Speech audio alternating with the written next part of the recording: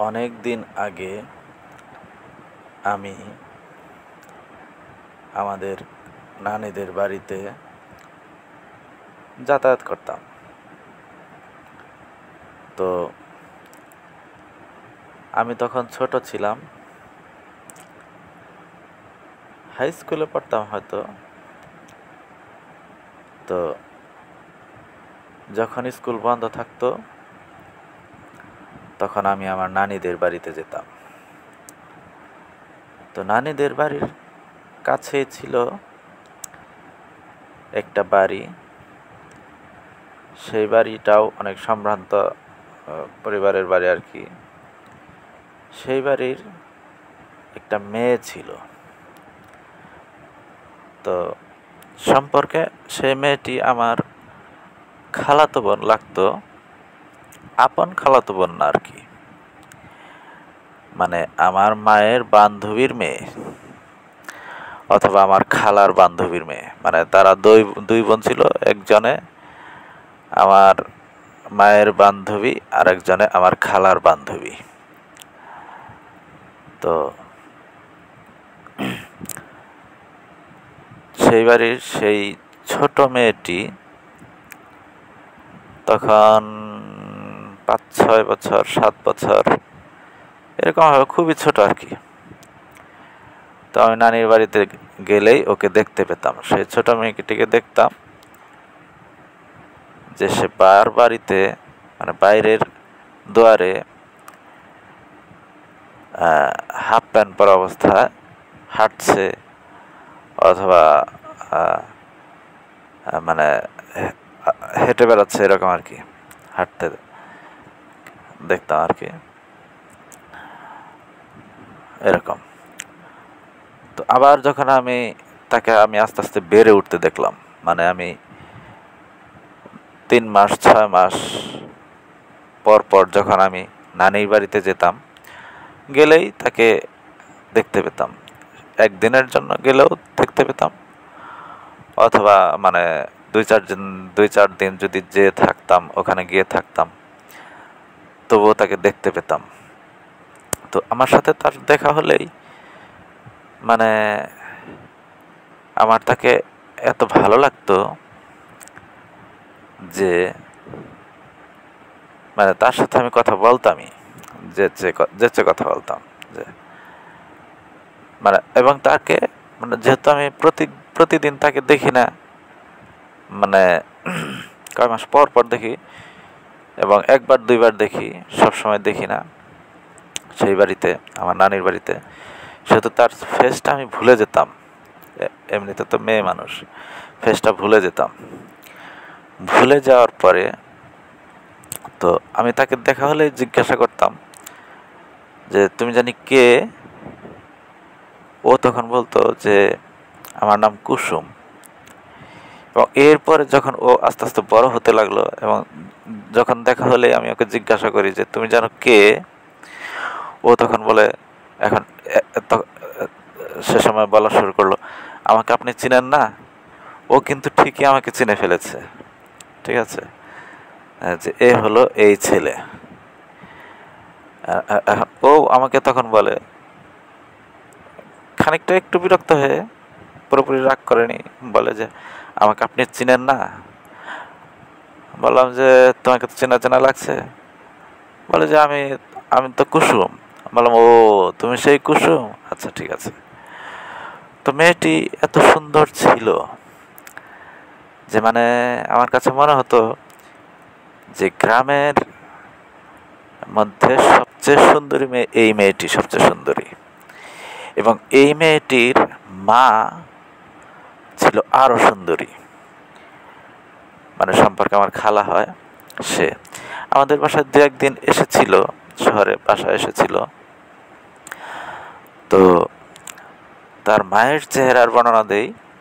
তার মায়ের চেহারাটা ছিল এরকম যে মানে ডিমের কুসুমের মতো ফর্সা, রোদ্রে গেলে তো পুরো লাল হয়ে যেত, আর লম্বা সেক্সি, মানে এইরকম মিডিয়াম ফিগার, ঠিক আছে, শাড়ি পরা থাকতো, লম্বা ফর্সা ফেসটা, লাল, রোদের মধ্যে গেলে মুখটা ফেসটা লাল হয়ে যেত, ঠিক আছে, মানে এত সুন্দর দেখা যেত। চুলগুলো ছিল হালকা কোঁকড়ানো এরকম। হ্যাঁ, তো মেয়েটাও ঠিক মায়ের মতো হয়েছে, কিন্তু মায়ের মতো এত সুন্দরী হয়নি, কিন্তু অনেক সুন্দরী হয়েছে। যেটুকু সুন্দরী হয়েছে তাতেই আমার মনে হতো যে এই গ্রামে এত সুন্দরী মেয়ে আর নেই। মানে এত সুন্দর, গ্রামের সবচেয়ে সুন্দরী মেয়েই হবে। কিন্তু মায়ের মতো কুসুম এত লম্বা ছিল না, মায়ের চেয়ে একটু খাটো ছিল। এখন কথা হলো যে এই মেয়েটির পিছনে আমাদের গ্রামের প্রায় সব ছেলেই ঘুরতো। আমারও ভালো লাগতো, ভালো লাগতো মানে কি, অনেক ভালো, অনেক ভালোই লাগতো। ঠিক আছে, আমি দেখা হলেই কথা বলতাম, কোনো দরকার না থাকলেও কথা বলতাম, এক কথা, দুই কথা, তিন কথা এরকম বলতাম। হ্যাঁ, তো এরপরে দেখা গেল যে আমি তো গ্রামে যেতাম না বেশি। তো আমার খালাতো ভাইয়ের কাছ থেকে শুনলাম যে ওর নাকি বিয়ে হয়ে গেছে। এখন আমার খালাতো ভাইয়ের কাছে আবার রাজ্যের খবর আছে, সব খবরাখবর ওর কাছে আছে, ঠিক আছে। ও সব ছেলেদের সাথে চলাফেরা করে, দুষ্ট বখাটে বদমাস সব ছেলেদের সাথে চলাফেরা করে, ওর কাছে সব খবর আছে। ও আমাকে যেটা বললো সেটা হলো যে এই মেয়েটা বিয়ে হয়ে গেছে। বললাম কার সাথে বিয়ে হয়েছে? বলে যে মানিকের সাথে বিয়ে হয়েছে, কালামানিক। কালামানিকটাকে মুকুল মাস্টারের নাকি, মুকুল মাস্টারের ছেলে। মুকুল মাস্টার আমাদের এলাকায় আবার বাসা ভাড়া নিয়ে থাকে, ফ্যামিলি নিয়ে থাকে। তার ছেলে, ছোট ছেলে, তাকে নাকি বিয়ে করেছে। তাদের পারিবারিক অবস্থা ভালো না, গরিব আর কি। মুকুল মাস্টার প্রাইমারি স্কুলের টিচার। তো আর মানিক আর রফিক দুই ভাই। তো রফিক দেখতে ভালোই আছে, রফিক থাকে হলো সিঙ্গাপুর। আর ওদের পরিবারের অবস্থা ভালো না, তো আর ও হলো তখন কোথায় পড়ে, ছেলেটা, যে ছেলেটা বিয়ে করেছে সেই ছেলেটা মানে মানিক পরে হলো কলেজে, কলেজে ফার্স্ট ইয়ারে নাকি সেকেন্ড ইয়ারে মনে নেই, পরে আর কি, কলেজে পরে আর কি। তো বললাম যে কিভাবে ও বিয়ে করলো ওকে। এখন আমার খালাতো ভাই বলে যে এই মানিক অনেক দিন ধরে ওই কুসুমের পিছনে ঘুরতো ঘুরতো, তো কিন্তু কুসুম কখনোই পাত্তা দেয়নি। কিন্তু এখানে ত্রিভুজ প্রেমের ঘটনা ঘটেছে। কিরকম? যে এই কুসুম অন্য একটা ছেলেকে ভালোবাসতো, পছন্দ করত, ঠিক আছে। সেই ছেলেও তাকে ফাও খাওয়ার জন্য তার সাথে কথাবার্তা বলতো, দেখা করতো, এই করতো, এই সেই করতো। কিন্তু কুসুমের এখন একটা বিয়ে আসে, বিয়ের প্রস্তাব আসে ভালো। তো সেই কুসুম ওই ছেলেটাকে জানায় যে তুমি আমাকে এখন বিয়ে করো। বলে যে তুমি তো আমাকে পছন্দ করো, ভালোবাসো, তা সত্যি যদি ভালোবেসে থাকো তাহলে আমাকে বিয়ে করো। আর এই ছেলেটা তো আসলে পছন্দ করে না ওকে, কুসুমকে, শুধু ফাও খেতে চায় কুসুমকে। এই ছেলেটা বলে কি যে দেখো আমার তো এখনো বিয়ের বয়স হয়নি, আমি তো এখন লেখাপড়া করছি, আর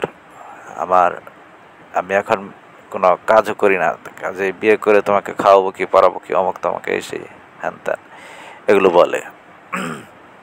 এগুলো বলার পরে তখন এই কোনোভাবেই কুসুম অনেক রিকোয়েস্ট করলো তাকে, কোনোভাবেই যখন সেই ছেলেটি রাজি হলো না তাকে বিয়ে করতে, কুসুম তার হাত ধরে চলে যেতে চাইলেও সে কোনোভাবেই রাজি হলো না সেই ছেলেটি। তখন কুসুম চিন্তা করলো যে ওকে দেখিয়ে আমি তাহলে ওই কালামানিককে বিয়ে করব। তখন কালো মানিককে বিয়ে করার জন্য সে কালো মানিককে অফার দিল, ফোন করলো। তখন 1 মিনিটে 7 টাকা করে কাটতো। তো তখন সে ফোন করলো, আচ্ছা যাই হোক, ফোন করলো কালো মানিককে, ফোন করে তাকে বিয়ে করতে চাইলো। বলল যে আমি তোমাকে ভালোবাসি, তুমি আমাকে বিয়ে করবে কিনা, যদি বিয়ে করো তাহলে এখনই তুমি বরের বেশে আসো, এসে আমাকে তুলে নিয়ে যাও, তুলে নিয়ে আমাকে আশ্রয় দাও। আমি আমার নতুন একটা বিয়ে এসেছে, আমি সেই বিয়ে করব না, ঠিক আছে? আমার তোমাকে এখন ভালো লাগে, আমি এখন তোমাকে বিয়ে করবো, বাস। পরে তো সে ছেলে তো মহা খুশি, সে ছেলে তো মেঘ না চাইতেই বৃষ্টি, মানিক পেয়ে গেল। এখন এই কথা তো, এখন ও তো বেকার, মানিক তো বেকার, মানিক তো কেবল কলেজে পড়ে, টাকা পয়সা, বিয়ে করবে, টাকা পয়সা পাবে কোথায়? হ্যাঁ, এখন তো মানিক ই করলো, ওর বড় ভাই রফিককে জানালো, সিঙ্গাপুর ফোন করে জানালে তো রফিকও খুশি যে সুন্দর একটা মেয়ে পেয়েছে, ভালো, হ্যাঁ, প্রেমের বিয়ে। তো ভাইয়ের ইয়ে মানে সে রাজি হলো ভাইয়ের কথায়। সব কিছু জানেই, রফিকও সব কিছু জানে, এবং মানিকের ফ্যামিলিও, মানে মুকুল মাস্টারও জানে যে এই ফ্যামিলিটা তো আসলে ভালো, অনেক ধন সম্পদ আছে, জায়গা জমি আছে, এখানে যদি ছেলেটাকে বিয়ে করাতে পারি তাহলে আমাদের রাজকন্যা এবং রাজ্য দুটোই আমরা পাবো। সে কারণে মানিকের ফ্যামিলিও রাজি, ভাইও রাজি, ভাই টাকা পয়সা দিল, ফ্যামিলিও রাজি, সবাই মেনে নিল। এরপরে রফিক সিঙ্গাপুর থেকে টাকা পাঠালে মহাসমারোহে সেই ইয়েকে বিয়ে করলো, কালামানিককে বিয়ে করলো। এখন দেখা গেল যে হিতে বিপরীত হলো, প্রেমিকের উপরে প্রতিশোধ নিতে গিয়ে এই কালা জামাই বেছে নিতে হলো, মানে নিজের গলায় হলো কণ্ঠকাকীর্ণ মালা পড়তে হলো আর কি, এই হলো অবস্থা। তো এখন কালা জামাইকে মেনে নিতে হলো, বিয়ে করতে হলো। এখন সে দীর্ঘদিন ধরে সেই কালা জামার ঘর করছে, ঠিক আছে? আমার প্রিয় ভিউয়ার্স এবং সাবস্ক্রাইবার্স, ভাই বোনেরা, আমার ভিডিওটি দেখে থাকলে অবশ্যই লাইক, কমেন্ট, শেয়ার করবেন এবং সাবস্ক্রাইব করে অল বাটনে প্রেস করে দিবেন। ভিডিওটি ভালো লাগলে অবশ্যই শেয়ার করে দিবেন। ধন্যবাদ সবাইকে ভিডিওটি দেখার জন্য।